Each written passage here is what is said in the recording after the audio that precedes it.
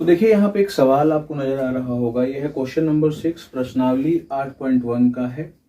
सवाल क्या है, यदि एंगल ए और एंगल बी न्यून कोण हो जहां cos ए बराबर cos बी हो तो दिखाना है एंगल ए बराबर एंगल बी, यानी ये प्रूफ करना है, साबित करना है, और ये गिवन है। ठीक, तो पहला जो चीज दिया हुआ है वो क्या है, एंगल ए और एंगल बी न्यून कोण है। तो यहाँ पे देखिए ये एक एंगल ए हो गया और एक एंगल बी हो गया, और ये दोनों क्या है, न्यून कोण है। ठीक है ना, न्यून कोण दिख रहा है ना, न्यून कोण। ठीक है, न्यून कोण 90 से कम होता है। अब बढ़ जाते हैं आगे। अब क्या लिखा हुआ है, cos ए बराबर cos बी। तो जहां कहीं भी क्वेश्चन में ऐसा नजर आ जाए cos ए, sin ए, tan, cot ऐसा कुछ, तो समझ लीजिए कि कोई ना कोई समकोण त्रिभुज की बात हो रही है ना। तो ये पिक्चर जब मैंने बनाया था स्टार्टिंग में तो इसमें कोई भी समकोण नहीं था, तो मैंने ऊपर से एक क्या किया, रचना किया और यहाँ पे 90 डिग्री का कोण बना दिया, है ना। तो यहाँ पे दो समकोण त्रिभुज बन गए, एक का नाम है CMA, दूसरे का नाम है CMB। क्लियर बात हो गई। तो हर एक चीज का जवाब दे रहा हूं, क्यों किया, कैसे किया, ये सब का। अब क्या है, प्रूफ क्या करना है, एंगल ए बराबर एंगल बी। अब ये जो होता है ये दो तरीके से तुम प्रूफ कर सकते हो एंगल ए और एंगल बी को बराबर। एक है कि ये दोनों जो त्रिभुज है, ट्रायंगल है, इसको सर्वांगसम कर दो, कॉन्ग्रुएंट कर दो। लेकिन उसके लिए तीन चीज चाहिए होती हैं, मालूम है ना, भुजा तीन चाहिए, नहीं तो दो भुजा एक कोण चाहिए, है ना, नहीं तो एक 90 चाहिए, एक कर्ण चाहिए और एक कोई भुजा चाहिए। तो वो सब यहाँ इस क्वेश्चन में कहीं पे भी नजर आपको आ रहा है नहीं। तो फिर दूसरा कॉन्सेप्ट क्या है जिससे हम इसको हल कर सकते हैं, वो है समरूप त्रिभुज, है ना। समरूप, अगर इन दोनों त्रिभुज को अगर हम समरूप प्रूफ कर दिए, है ना, सिमिलर प्रूफ कर दिए, तो ये दोनों एंगल क्या हो जाएगा, अपने आप बराबर हो जाएगा। ठीक है। अब हम जानते हैं कि सिमिलर जो होता है, जो भी होता है, जो समरूप त्रिभुज होता है, उसमें एक खासियत होती है ना। समरूप त्रिभुज जो भी दो होगा उसमें एक खासियत होगी। बोले कौन सी खासियत, तो खासियत ये होगी कि ये जो दोनों भुजाएं, दोनों त्रिभुज दिख रहा होगा आपको, ये दोनों त्रिभुज के संगत भुजाओं का अनुपात बराबर होता है ना। अब बोलेगा सर ये बोल रहे हो, इसको थोड़ा एक्सप्लेन और करो। तो देखो, एक्सप्लेन मतलब समझाओ। तो ये वाला त्रिभुज देखो, इसमें अगर हम AC ले रहे हैं तो इसमें हमको लेना पड़ेगा BC, इस वाले त्रिभुज में। इसमें अगर हम ले रहे हैं AM तो इसमें हमको लेना पड़ेगा MB। इसमें ले रहे हैं अगर CM तो उसमें भी तो ये CM है ना होगा, क्योंकि दोनों तो सेम है, दोनों त्रिभुज में है। तो ये देखिए, तो क्या इसको बोलेंगे, संगत भुजाओं का अनुपात। इसमें ये तो उसमें भी ये। संगत भुजाओं का मतलब ये अगर कर्ण लिए तो इसमें भी कर्ण लिए, इसमें लंब लिए तो उसमें भी लंब लिए, इसमें आधार लिए तो उसमें भी आधार। तो संगत भुजा है ना, होता है एक जैसन। तो संगत भुजाओं का अनुपात क्या बराबर, अगर हम प्रूफ कर दें, है ना, तो ये दोनों समरूप प्रूफ हो जाएगा। और समरूप जो होता है उसके सभी जो कोण होते हैं वो बराबर होते हैं, संगत कोण बराबर होते हैं। यानी एंगल ए बराबर एंगल बी हो जाएगा, ये वाला एंगल इसके बराबर ऑलरेडी है और ये वाला एंगल इसके बराबर प्रूफ हो जाएगा, यानी ये कोण इस वाले कोण के बराबर हो जाएगा। ठीक है। तो पहले क्या करना होगा, इसको समरूप प्रूफ करना होगा। समरूप के लिए डाटा चाहिए ना, समरूप अब कहां से प्रूफ करेंगे। तो एक हमारे पास आंकड़ा यहाँ पे है, क्या दिया हुआ है, cos A बराबर क्या दिया हुआ है, cos B।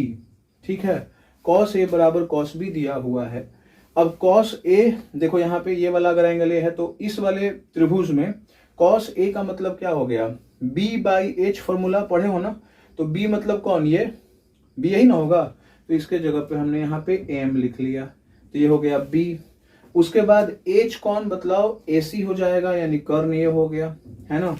और उसके बाद cos B बोल रहा है, इस वाले त्रिभुज में जाएंगे तो इसमें B कौन हो जाएगा आपका, MB, और H कौन हो जाएगा बतलाओ, BC। ठीक, तो ये हो गया कौन, B, और ये कौन हो गया बतलाओ, H। ये कौन हो गया बतलाओ, B, और ये हो गया H, यानी आधार बटा कर्ण। क्लियर बात यहाँ तक, है ना। बोलोगे सर हाँ अब तो कुछ कुछ मिलता हुआ नजर आ रहा है, लेकिन पूर्ण रूप से नहीं। बोले कैसे, तो सर इसमें AM है तो इसमें AM है, तो मिल गया, बट इसमें MB है, इसमें तो AC है, तो काम गड़बड़। तो एक काम करो भाई, इसको M यहीं पे छोड़ दो, और ये जो MB इधर है क्या में, गुना में, तो इसको नीचे लेके आ जाओ भागा में, है ना। ये नियम है ना, बराबर के इधर अगर ऊपर है तो इधर नीचे आ जाता है, और ये जो नीचे है वो उधर जाके क्या हो जाएगा, ऊपर, और BC तो नीचे पहले से था, तो ये हमने खाली चेंज कर दिया है, AC को वहां भेज दिया है, MB को यहाँ पे लेके आ गया है। अब मिलाते हैं तो देखिए मिल रहा है AM बटा MB, AM बटा MB, AC बटा BC, AC बटा BC, है ना। क्लियर बात हो गई। तो दो तो कर दिए। अच्छा, जब दो चीज बराबर यहाँ पे है, बराबर इसका मतलब क्या है, कोई ना कोई वैल्यू आया होगा और वो वैल्यू नहीं मालूम है, तो हमने क्या मान लिया, के का मतलब अचर, कोई अचर मतलब 1/2, 2/3, 3/4 कुछ भी हो सकता है ना, मालूम नहीं है ना, और दोनों बराबर है तो हमने के मान लिया। क्लियर बात।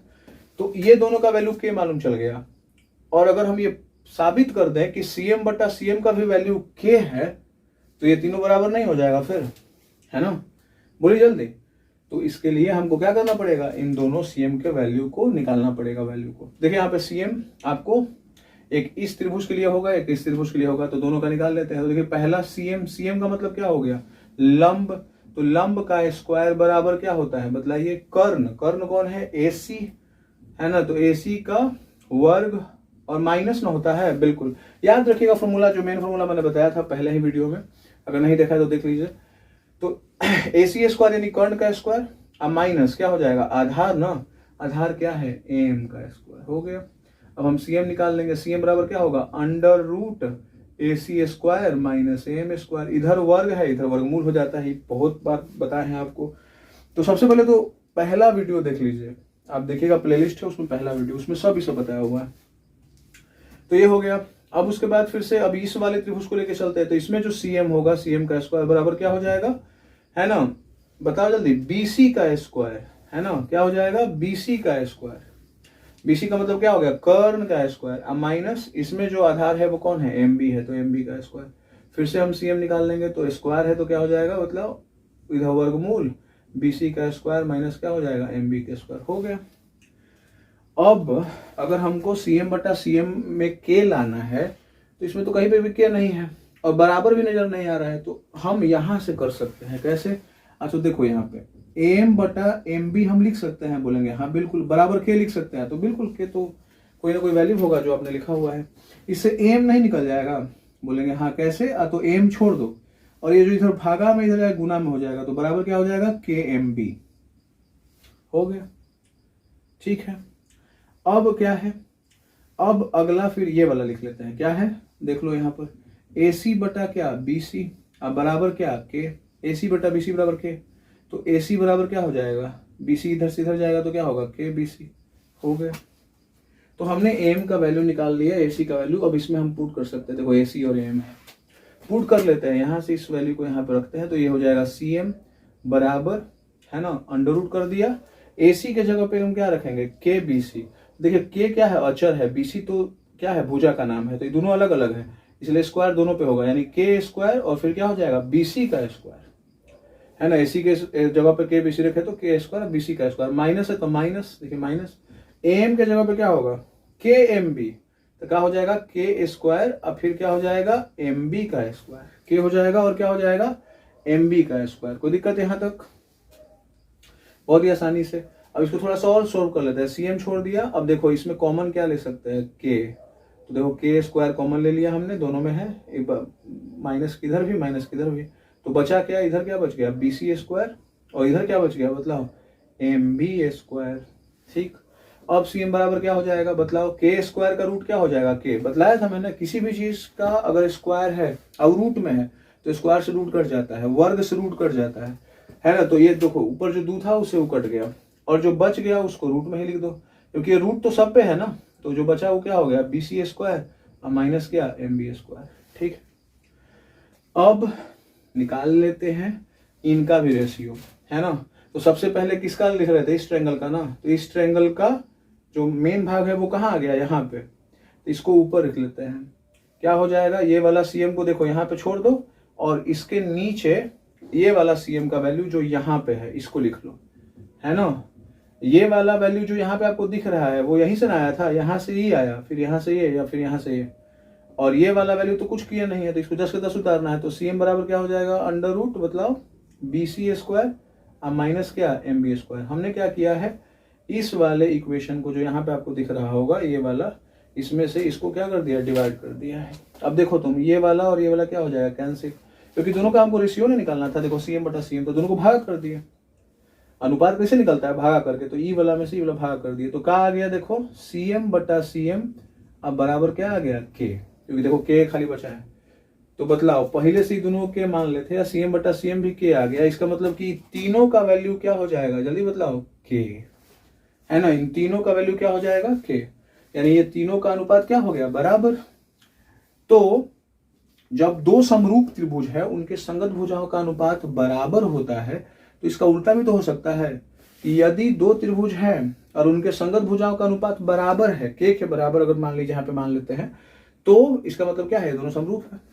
तो इसलिए हम यहाँ पे क्या लिख लेंगे कि ट्रायंगल CMA यानी CMA यानी ये वाला, ये क्या होगा? समरूप। ये समरूप का सिंबल हो गया। किसके है भाई? तो ट्रायंगल क्या? CMB के, CMB के, CMA बराबर हो गया CMB के, समरूप हो गया। और समरूप के बताया है ना, समरूप त्रिभुज के कोण क्या होता है? बराबर। तो क्या हो जाएगा? लास्ट में लिख लेंगे। इसलिए एंगल A जो होगा, कोण A जो बराबर होगा किसके? कोण B के। क्लियर बात हो गई? मुझे लगता है कि आपको समझ में आ गया होगा। अगर नहीं समझ में आया है कहीं पर एक आध पॉइंट पे, तो आप कमेंट करेंगे, उसका निराकरण हम आपको बतला देंगे। ठीक है।